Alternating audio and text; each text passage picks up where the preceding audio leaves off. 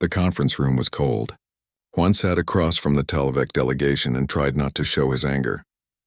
The aliens were tall, with blue-gray skin and 4 arms. They moved with the confidence of people who had never lost a war. Empress Civil leaned back in her chair. Her eyes were like black glass. "Ambassador Juan, your merchant vessel violated our military zone. This is a serious crime." "It was a navigation error," Juan said. His voice was calm, but his hands were tight under the table. Captain Baum sent an apology within minutes. He corrected his course immediately. "Apologies are insufficient." The Empress waved one hand. "Your captain must face execution. This is our law." Juan stood up slowly. "No.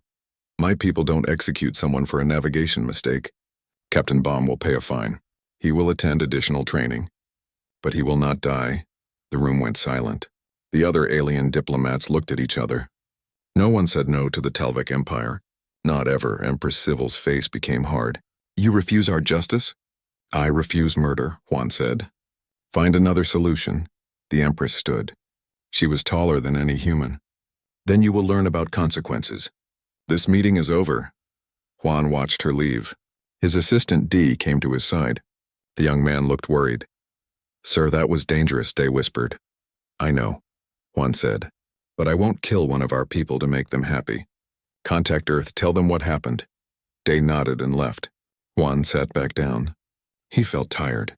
Humanity had only been part of the galactic community for 5 years. They were still learning the rules. But some rules were wrong. His communication device buzzed. He smiled when he saw the message. It was from his daughter. "Daddy, I saw 3 alien species today. One had 6 legs. When are you coming to visit?" Nari was 8 years old. She was staying at Waypoint 7, a neutral space station. Many diplomatic families lived there. It was safer than Earth, they said. Children from 100 worlds played together there. Juan typed back quickly. "Soon, my star. Be good for your teachers. I love you." He looked out the window at the stars. Somewhere out there, his daughter was safe and happy. That was all that mattered. 3 days later, Day ran into Juan's office. His face was white. "Sir, turn on the news, now." Juan activated the screen. His heart stopped. Waypoint 7 was burning. The news showed video from survivor ships. A Talvek warship hung in space near the station. Parts of the station were gone, just gone, vented to space. "The Talvek Empire has issued a statement," the news reporter said. Her voice shook. "They claim this was a proportional response to humanity's refusal to follow proper diplomatic protocol. The civilian quarter of Waypoint 7 was targeted deliberately. Current death count is 847 beings. 23 of them were human children." Juan couldn't breathe. His hands shook as he pulled up the passenger list. He scrolled down there, Parknari. Age 8, status deceased. The device fell from his hands. Tay caught him as he collapsed. "No," Juan whispered. No. "I'm sorry, sir." "I'm so sorry," Juan screamed. It was not a human sound. It was the sound of something breaking that could never be fixed. The galactic community responded within hours. Statements were issued. Concerns were expressed. The Talvek said it was regrettable but necessary. They said humanity needed to learn respect. Not one species offered help. Not one government called for justice. The Talvek Empire was too strong. Everyone was too afraid. Day had been on Waypoint 7 for a supply run. He had been in the docking bay when the attack happened. He survived because he was in a reinforced section. But he saw it. He recorded it. They didn't target military installations, Day told Juan later. His voice was empty. They specifically hit the schools, the playgrounds, the family quarters. It was meant to kill children. Juan sat in his quarters. His wife's photo was on his desk. Sue had died 3 years ago from illness. Now Nari was gone too. He had nothing left except anger. There was a knock on his door. Admiral Sung entered. The old military officer looked at Juan with sad eyes. "I heard," Sung said. "I'm sorry for your loss." "They killed children," Juan whispered. "They killed children to make a point." "I know. And the galaxy says nothing." "I know." Juan looked up. His eyes were dry now. Past tears. What happens now? Admiral Sung sat down. Earth Defense Force is waiting for orders. The Prime Minister is addressing the UN in 2 hours. What happens next depends on what humanity decides. What do you think we'll decide? Juan asked. The Admiral was quiet for a moment. They think we're weak. They think we'll accept this. Run away with our tails between our legs, will we? No. Sung's voice was iron. We've been preparing for war since we met them. We just didn't have a reason yet. He looked at Juan. They just gave us one. Juan stood. His legs were steady. His hands didn't shake. I want to see the list. All 23 names. Sung handed him a tablet. Juan read each name slowly. Park Nari. Age 8. Kim In-ho. Age 6. Lee Soo. Age 10. Choi Ara. Age 7. He read all 23, memorized them. These children would never grow up, never laugh, never love, never see Earth's sun again. What can I do? Juan asked. Go home, Sung said. Address the world. Tell them what happened. Tell them why it happened. The Admiral stood. Then let us do our job. What job? Making sure this never happens again. Sung walked to the door. He paused. The Talvek think they sent us a message. They did. They just don't understand what we heard. What did we hear? That they don't know what mercy is. So we'll teach them. Sung's voice was cold. By showing them what happens when you take it away. Juan looked at the list again. 23 names. 23 families destroyed. 23 futures erased. He thought about Nari's last message. About alien species with 6 legs. About her excitement and joy. They had killed that joy. Deliberately, proudly. Juan pressed the list to his chest. They don't know what they've done, he whispered. But they would learn. Humanity would teach them. The news spread across Earth like fire. Every network showed the footage. Every screen displayed the names. The world wept. Then the world became quiet. In that quiet, something changed. Humanity stopped talking about peace. They stopped asking questions. They stopped being afraid. In secret shipyards around Saturn, lights turned on. Crews that had waited for years received activation orders. Weapons that had never been tested were loaded and armed. Admiral Sung stood on the bridge of Earth's flagship. Around him, 300 warships waited in the dark. They wanted to send a message, he said to his crew. We received it. Now we send ours. He looked at the list of names on his screen. 23 children, for them, he said. We end the Empire. The UN Assembly Hall was full. Every nation had sent representatives. The world watched on screens in homes, offices, and streets. Juan stood at the podium. He looked older than he had a week ago. I want to read you some names, he said. His voice was steady. Park Nari, 8 years old. She loved drawing. Kim In-ho, 6 years old. He wanted to be a pilot. Lee Soo, 10 years old. She played violin, he continued. All 23 names. All 23 dreams that would never happen. The Talvek Empire killed these children deliberately. They targeted schools. They destroyed playgrounds. They did this to teach us a lesson about respect. Juan looked at the camera. The galaxy has said nothing. No one offers justice. No one demands answers. They are all too afraid. He stepped back from the podium. I have one question for humanity. What do we do now? The Prime Minister stood. Humanity will withdraw all diplomatic personnel from galactic space immediately. We will close our borders. We will cease all trade negotiations. The alien ambassadors in the viewing gallery whispered to each other. A withdrawal meant humanity accepted defeat. It meant they were running away scared. That night, the last human ships left alien stations. Embassies were emptied. Trade offices were closed. Within 48 hours, every human in galactic space had returned home. The Talvek celebrated. Empress Civil gave a speech about how lesser species needed to know their place. Other empires watched and learned. Humans were weak. They could be pushed around, but on Earth something else was happening. Admiral Sung walked through the military command center. Screens showed data from across the solar system. Officers worked at their stations with quiet intensity. Status report, Sung ordered. All personnel recalled, sir, an officer said. Operation Bloodline is authorized. War Council is assembled, Sung nodded. He entered a secure room deep underground. 6 people sat around a table. These were the people who would decide the Talvek's fate. Dr. Yuri spoke first. She was a xenobiologist who had studied alien species for decades. I've analyzed Talvek biology. They have 2 hearts. If we target this organ specifically, we're not assassinating them, interrupted Quan. He was the Special Operations Commander. His face was scarred from a dozen missions. We're destroying them completely. Military, government, everything. What about civilians? Asked G. She ran Earth's intelligence network. The Talvik Empire has 47 colony worlds. Billions of civilians. We evacuate them, Sung said.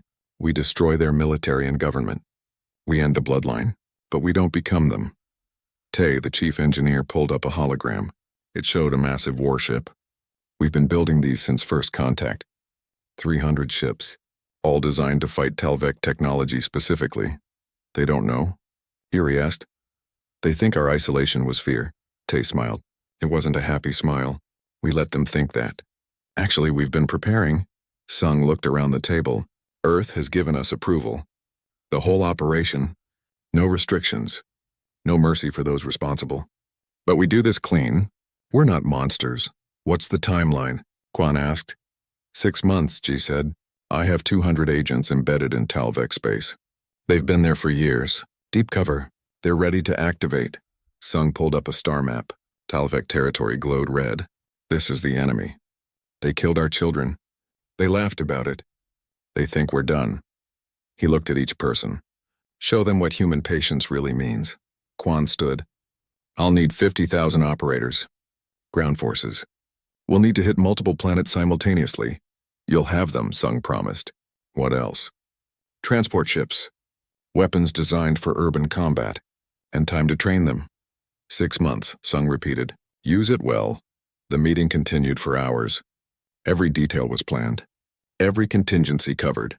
When they finally finished, Sung stayed behind. Juan entered the room. You wanted to see me? Juan asked.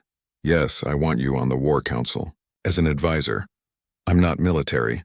No, but you're the reason we're doing this. Your daughter, don't. Juan's voice was sharp. Don't make this about her. This is about all 23. About making sure it never happens again. Sung nodded. Will you help us? Juan looked at the star map.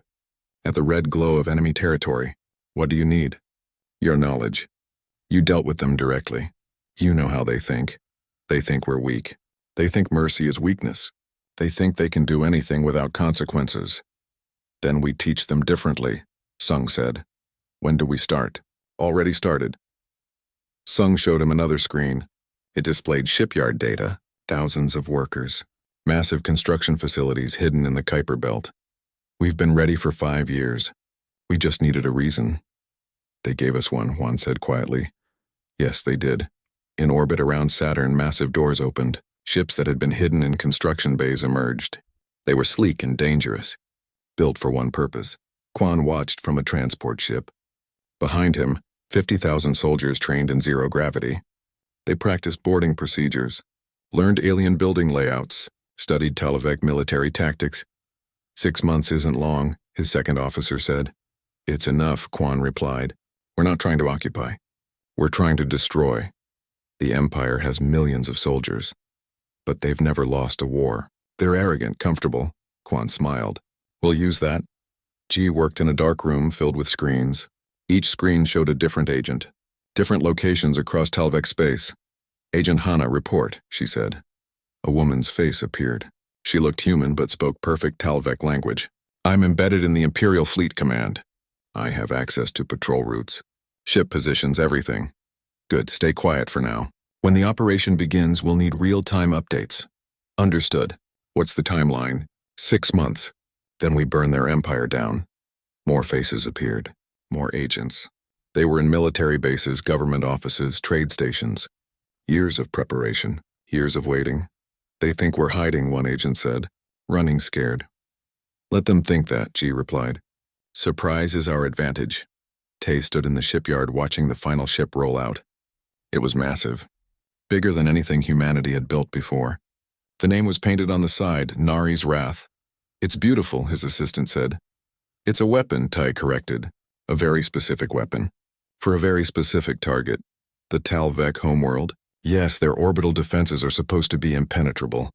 10,000 defense satellites. Energy shields that can stop anything. Tay smiled. We'll see about that. The ship's main cannon was unique. It used quantum disruption technology. Experimental, dangerous. They'd only tested it once on a small asteroid. The asteroid had ceased to exist. Can we control it? The assistant asked nervously. Barely. But we only need to use it once, maybe twice. Tay looked at his assistant. Then the war ends. Back on Earth, the news was different now. No more crying. No more fear. Now the broadcast showed military preparations. Ships launching, soldiers training, the public knew. They understood humanity was going to war, not for territory, not for resources, for something simpler, justice. In his quarters, Juan looked at Nari's picture. She smiled at him from the frame. 8 years old forever. I'm sorry, he whispered. I'm sorry I couldn't protect you. But he could do something else. He could make sure her death meant something. Admiral Sung entered without knocking. We have 6 months. The Talvek are ignoring us. They think we're defeated. Good, Juan said. Let them think that. Let them feel safe. And then? Then we show them what humans do when you hurt our children. Juan's voice was cold. We don't get mad. We get thorough. Sung pulled up a document. This is the target list. Every military installation. Every government building. Every member of the imperial family. How many? 4,000 military targets. 100 government centers. 47 members of the imperial bloodline. Juan read the list slowly. And civilians? We evacuate them first. This isn't about revenge. It's about justice. Justice looks a lot like revenge from where I'm sitting. Maybe, Sung admitted, but we're doing it the right way. We're not becoming them. Juan nodded slowly. When do we move? 6 months. Then the Talvek Empire learns what happens when you kill human children.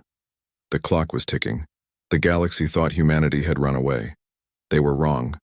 Humanity was simply preparing. 6 months passed. The galaxy forgot about humanity. The Talvek Empire continued as it always had.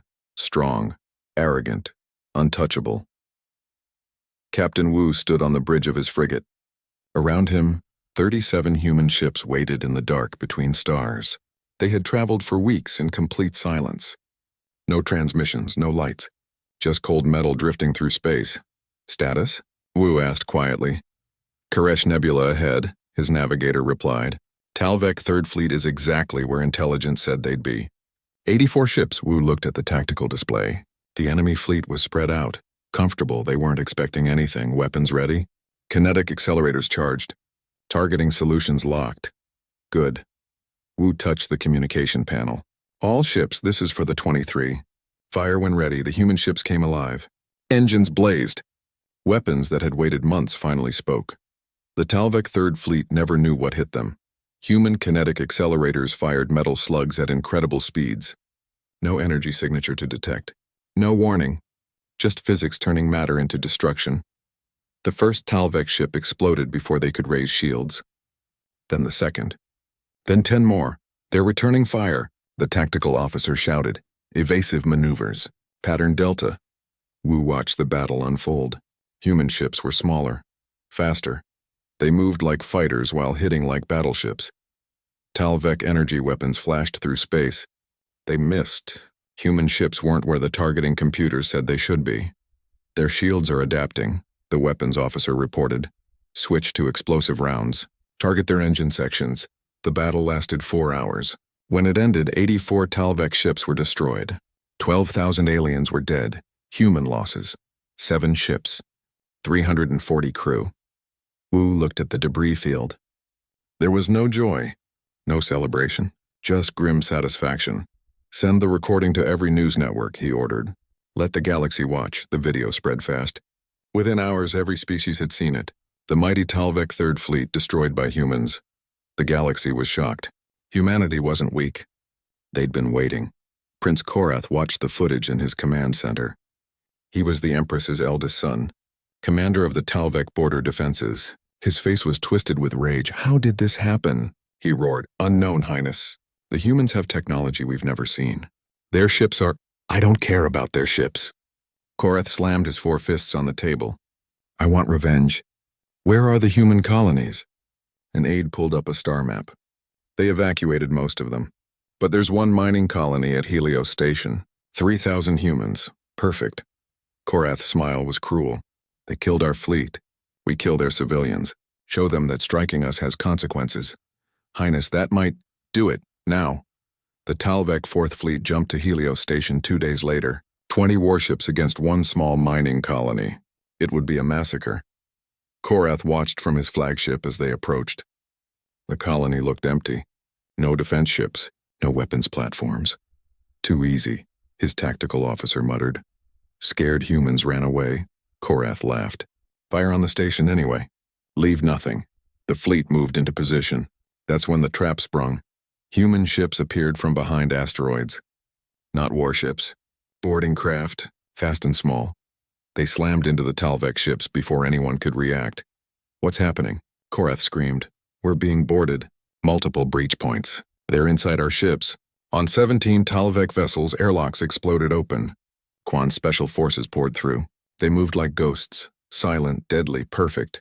Talvek soldiers tried to fight. They were trained, experienced. But they'd never fought humans in close combat before. It was brutal. Human soldiers moved through the ships with cold precision. They targeted engines, weapons, life support. Within 30 minutes, 17 ships were crippled. Quan stood on the bridge of Korath's flagship. The prince was surrounded. His guards were unconscious. He stared at the human commander with hatred. You dare? Shut up, Quan said simply. He pulled out restraints. You're coming with us. I am Prince Korath, son of Empress Civil. You cannot. Quan punched him. The prince fell. You killed children. We don't care about your titles. The Fourth Fleet, 20 ships captured or destroyed. 4,000 Talvek captured. 0 ships escaped. Human losses. 43 soldiers. G watched the interrogation from Earth. Prince Korath sat in a human prison cell. He looked confused, angry, scared. Where is my mother? He demanded. Being informed of your capture, the interrogator said. We wanted to ask you some questions. I will tell you nothing. That's fine. We just wanted to play something for you. The screen activated. It showed a recording from the Waypoint 7 attack. Talvek ships firing, children screaming. And then, Empress Civil's voice, laughing, saying, let the insect children burn. It will teach them their place. Korath's face went pale. How did you? We record everything, the interrogator said calmly. Every transmission. Every communication. We have your mother laughing about dead children. This is not when we're broadcasting it. Right now, every species is watching. They're hearing your mother laugh about murdered kids. Korath said nothing. You wanted to know what you were fighting? The interrogator leaned forward. You're fighting people who remember, who document, who make sure everyone knows the truth. The broadcast went viral. Every news network played it. The Empress's laughter, her casual cruelty. The galaxy heard it all. Public opinion shifted fast. Some species started questioning the Talvek Empire. Started asking if the humans might be right. On Talvek Prime, Empress Civil received a package. Her guards screened it carefully. Inside was Korath's military insignia and a simple message. 22 children left to answer for. The Empress threw the box across the room. Find every human ship. Destroy them all! But finding them was the problem. Human ships moved like ghosts. They struck without warning. Disappeared before reinforcements arrived. Over the next month, 6 more Talvek fleets were ambushed. Thousands more soldiers died. Dozens of ships destroyed, and always the same message, another number. Another child's name. The Talvek military began to fracture. Some soldiers questioned their orders. Was this worth it? Were they really fighting for honor? Or were they dying because their empress killed children? Desertion rates climbed. Some ships refused to patrol dangerous sectors. The mighty empire was cracking. Wu's fleet struck a supply depot. Quan's forces liberated 3 prison colonies. Each victory was broadcast. Each success showed the galaxy that humanity was winning. Admiral Sung watched from Earth. The campaign was proceeding perfectly. Better than planned. The Talvek were reacting emotionally. Making mistakes. Phase 2? His deputy asked. Yes, time to hit their colonies. 6 Talvek colony worlds woke up to find human ships in orbit. But these ships didn't attack. Instead, they broadcast a message. We are here to liberate you. All non-Talvek civilians have 48 hours to evacuate. We will provide transport. We will provide protection. After 48 hours, we will destroy all military installations on this planet. It was genius. It was cruel. It was effective. Thousands of civilians evacuated, species that the Talvek had conquered, enslaved, oppressed. They fled to human ships gratefully. When the 48 hours ended, human forces landed, General Ho commanded the ground invasion. His soldiers moved through cities like a surgical knife, targeting military bases, government buildings, infrastructure, avoiding civilians, always avoiding civilians. The Talvek soldiers fought back. Some surrendered. Many died, but always the humans were careful, precise. This wasn't about territory. It was about justice. Yoon's psychological operations were brilliant. She broadcast human children's lullabies on Talvek military frequencies. Soft, gentle, haunting. Remember what you destroyed? Her voice would say. Remember the children. Some Talvek soldiers broke down crying. Others deserted. The psychological impact was devastating. The empire was burning. Not from bombs, not from orbital strikes, but from something worse. From knowing they were wrong. From understanding they'd started a war they couldn't win. From realizing they'd murdered children and now faced the consequences. In his quarters, Juan watched the reports. 17 names down, 6 to go, Nari, he whispered to her picture. We're almost done. Almost finished. The galaxy watched. The galaxy learned humanity could be gentle, could be kind, could be merciful but hurt their children. Then humanity became inevitable, like entropy, like gravity, like the heat death of the universe, unstoppable, relentless, final. The war had lasted 8 months. 14 Talvek fleets destroyed, 20 colony worlds liberated. The empire was collapsing faster than anyone predicted. But humanity wasn't done. Mina sat in the captain's chair of the dreadnought Nari's Wrath. The massive ship drifted at the edge of Talvek Prime's solar system. Around her, 150 human warships waited. All ships report ready, her tactical officer said. Mina looked at the planet ahead. Talvek Prime, the homeworld. 3 billion inhabitants. The heart of the empire. Begin the broadcast, she ordered. Every screen on Talvek Prime suddenly showed the same image. A human woman. Behind her, the names of 23 children. People of Talvek Prime, Mina said calmly. Your empire murdered our children. We are here for justice. All civilians are ordered to evacuate major cities. You have 72 hours. We will not target civilian populations, but we will destroy your military, your government, your orbital defenses. The broadcast ended. Panic spread across the planet. Some people fled. Others armed themselves. The Talvek military scrambled to defensive positions. Empress Civil stood in her palace throne room. Around her, generals and admirals argued. We should negotiate, one said. Never. Civil screamed. I will not bow to inferior species. Your Highness, they've destroyed half our fleet. Taken your son prisoner. They're at our homeworld. I know where they are. Civil's forearms shook with rage. Activate all defense systems. Every weapon. Every ship. Throw everything at them.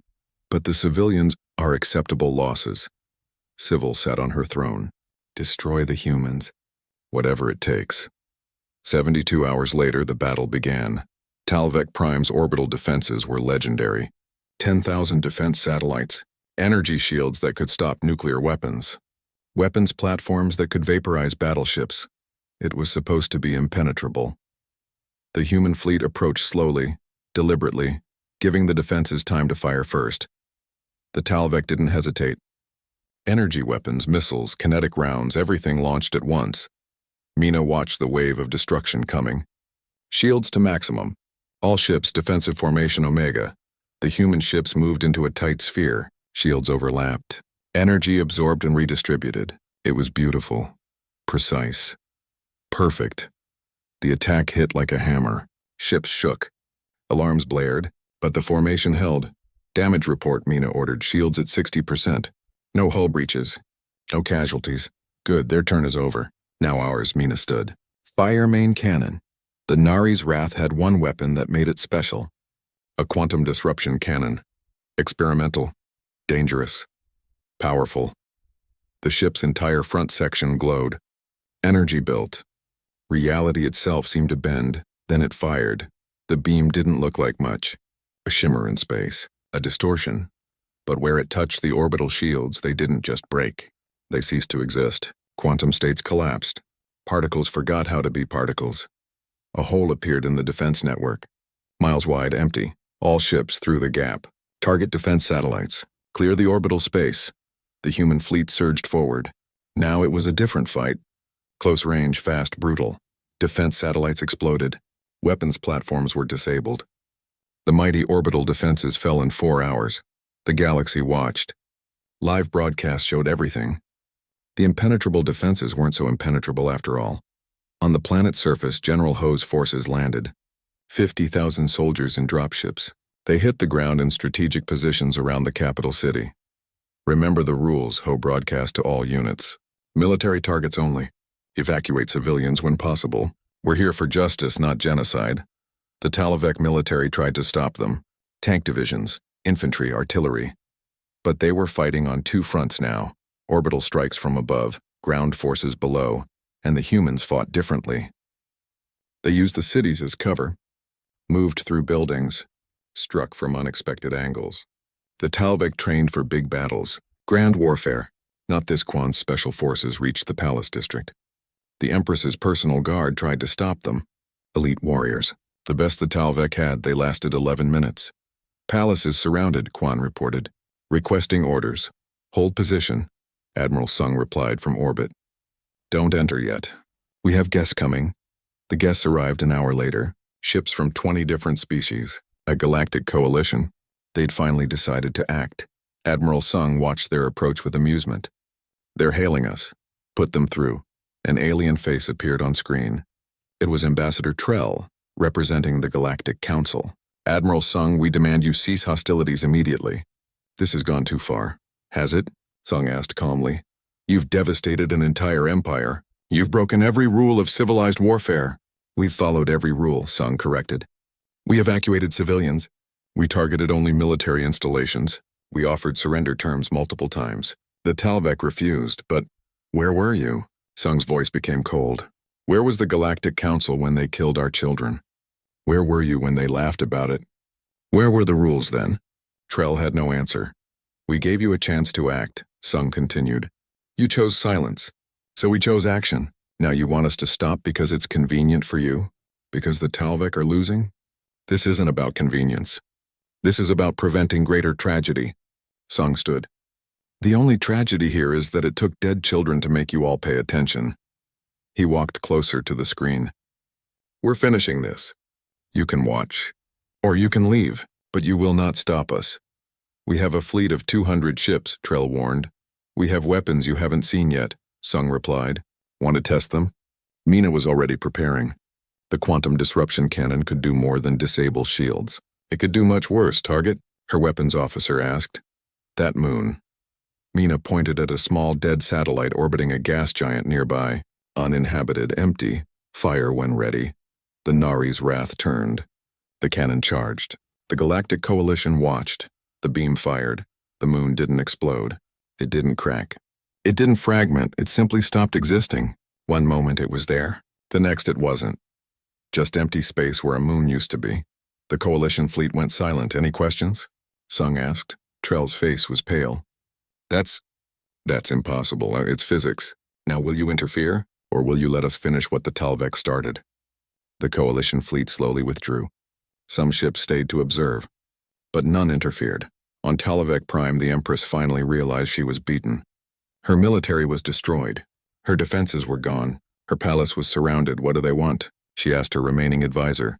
Justice, Your Highness. For the children, it was necessary. They needed to learn respect. I don't think they agree. Quan's forces breached the palace. They moved through halls where emperors had ruled for 10,000 years. Past art and treasures from 100 worlds. They found Empress Civil in her throne room. She sat alone, forearms crossed, defiant to the end. I will not surrender, she said.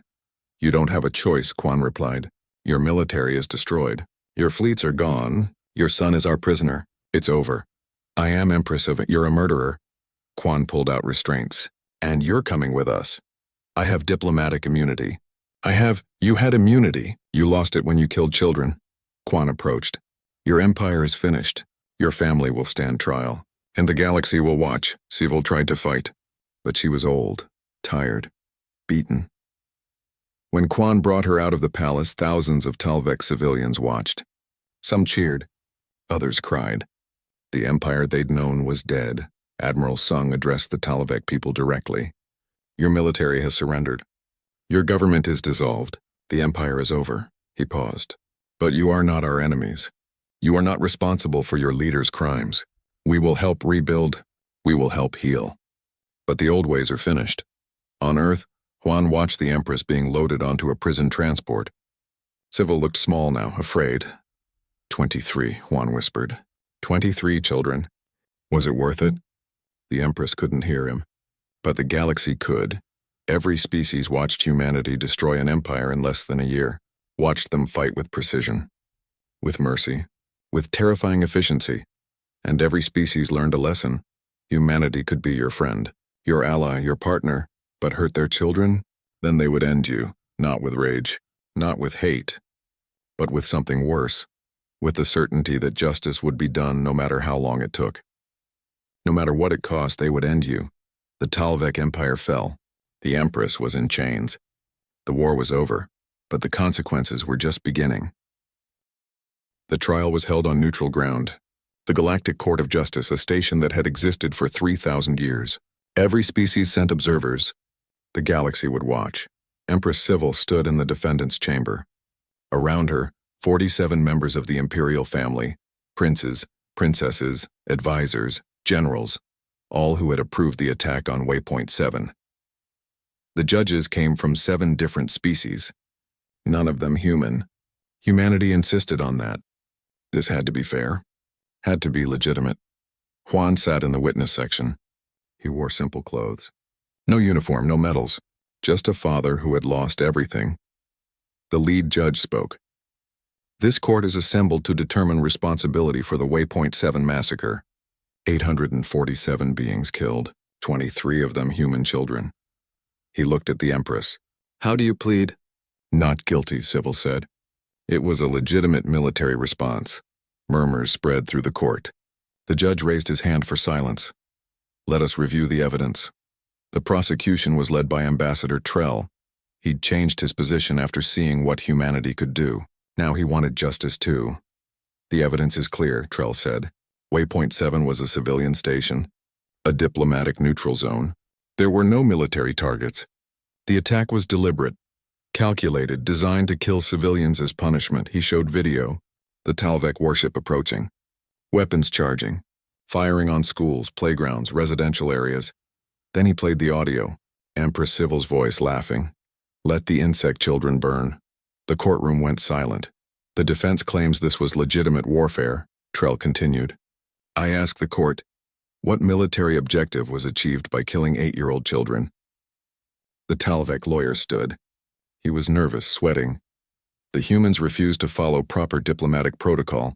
They insulted the Empire. Action was required. Action, yes, Trell said. But this action? Targeting children? All species under Talvek rule must obey. Humans were not under Talvek rule. They were independent, sovereign. And even if they weren't, since when does protocol violation justify mass murder? The lawyer sat down. He had no answer. Juan was called to testify. He walked to the witness stand slowly. Every camera in the galaxy focused on him. Please state your name, the judge said gently. Park Juan, former human ambassador to the Talvek Empire. Can you tell us about your daughter? Juan took a breath. Her name was Nari. She was 8 years old. She loved drawing.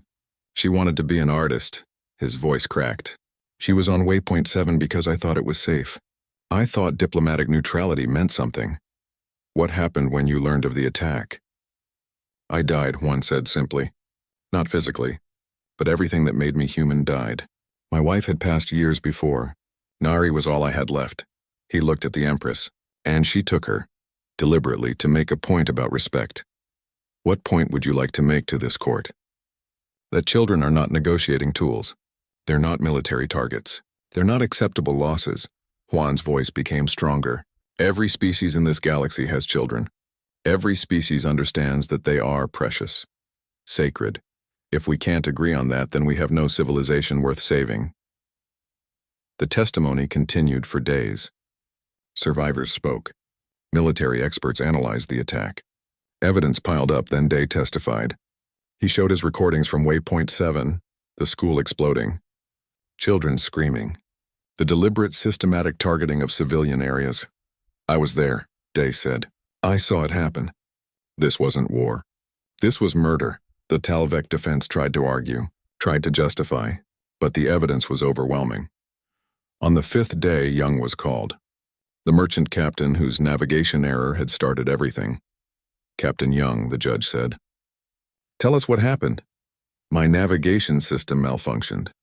I crossed into restricted space for 17 minutes. When I realized my error, I corrected course immediately. I sent apologies. I offered to pay fines." Young looked at the Empress. "I made a mistake. Navigation errors happen. It's why we have protocols for dealing with them." "And what did the Talvek demand?" "My execution. For a navigation error. Did you think that was proportional?" "No, but I was willing to accept additional training, fines, license suspension, anything reasonable." Young's hands tightened. "I never imagined they'd kill children because of my mistake." "It wasn't your mistake that killed them," the judge said. "It was the Talvek response." The trial lasted 3 weeks. Evidence, testimony, legal arguments. Finally, the judges retired to deliberate. They returned after 6 hours. "This court finds the defendants guilty of genocide, war crimes, and crimes against sapient species." The lead judge looked at the Empress. "The attack on Waypoint 7 was unjustified, disproportionate, and deliberately targeted civilians. It was designed to terrorize and punish through mass murder." Civil said nothing. The sentence is as follows. The Talvek imperial family is stripped of all titles, lands, and authority. All wealth is forfeit. The family is exiled to a penal colony where they will serve life sentences. They are forbidden from holding any position of authority ever again. Furthermore, the judge continued, the Talvek Empire is dissolved. All conquered territories are granted independence. All species formerly under Talvek control are free. Cheers erupted in the gallery. Species that had been oppressed for centuries. Finally, free Admiral Sung watched from Earth. "It's done," he said. "Is it enough?" Juan asked. He stood beside the Admiral. "Justice is never enough to bring back the dead, but it's what we can do." On Talvek Prime, the transition was happening. The Empire was gone. In its place, 14 new nations formed from formerly conquered peoples. Humanity helped. Sent engineers, doctors, teachers. They rebuilt what war had destroyed. General Ho supervised the reconstruction. "We didn't come here to conquer," he told his soldiers. "We came for justice. Now we help heal." It was strange. Humans had destroyed the Talvek military, ended their empire, but now they were helping survivors rebuild. "Why?" a young Talvek asked. "Why help us?" "We tried to kill you." "Because you're not your empire," a human soldier replied. "You're just people, and people deserve a chance." A memorial station was built where Waypoint 7 had been. It took 2 years. Species from across the galaxy contributed. The station was beautiful, a garden in space. At its center, a wall with 847 names, each name in its own language. 23 names were in Korean, Chinese, English, Spanish, Arabic. The human children who had died. Sue stood before Nari's name. She touched the carved letters gently. Juan's wife had been gone before the attack, but if she'd been alive, this would have destroyed her too. Juan stood beside her memorial image. "I'm sorry I couldn't save her," he whispered. "You saved others," a voice said behind him. Juan turned. It was a Talvek child, maybe 10 years old. Beside her, a human family. "Who are you?" Juan asked. "My name is Kira. My parents died in the war. These people adopted me." She looked at the names. "Are these the children who died?" "Yes. I'm sorry," Kira said. "My people did a terrible thing. You didn't do anything. You're a child." "But I'm Talvek." "You're a person," Juan corrected gently. "You're not responsible for what your empire did. None of the children are." Kira looked at him with large eyes. "Why did you save Talvek children?" "During the war? Your soldiers evacuated us, protected us. Why?" Juan knelt down to her level. "Because children are not weapons. They're not targets. They're not guilty of their parents' crimes." He touched the wall with the names. "My daughter died because adults made terrible decisions. I won't let other children die for the same reason." "Will humans always be this way?" Kira asked. "Kind, but also scary," Juan smiled sadly. "We'll always help those who need it. We'll always protect the innocent. But yes, if you hurt our children or anyone's children, we'll stop you completely." "That seems fair," Kira said. 5 years passed. The galaxy was different now. The Talvek Empire was gone. In its place, dozens of free nations. Species that had been enslaved were rebuilding. Humanity became known as the protectors, not rulers. Not conquerors, protectors. When pirates attacked trade ships, humans responded. When warlords threatened civilians, humans intervened. When the strong tried to oppress the weak, humans said no, and the galaxy listened, because they'd seen what happened when you didn't. Ambassador Trell visited Earth. He met with Juan in a garden overlooking the ocean. "I came to apologize," Trell said. "For what?" "For not speaking up. When Waypoint 7 happened, we all stayed silent. We let it happen." "You did," Juan agreed. "I've thought about it every day since. Why didn't we act? Why didn't we demand justice? Because you were afraid. Fear makes cowards of us all. And humans weren't afraid?" "Oh, we were terrified," Juan said. "But we were also angry. And angry enough beats afraid." Trell looked at the ocean. "The galaxy has changed.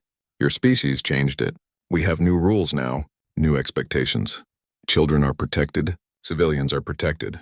Proportional response is required. Good.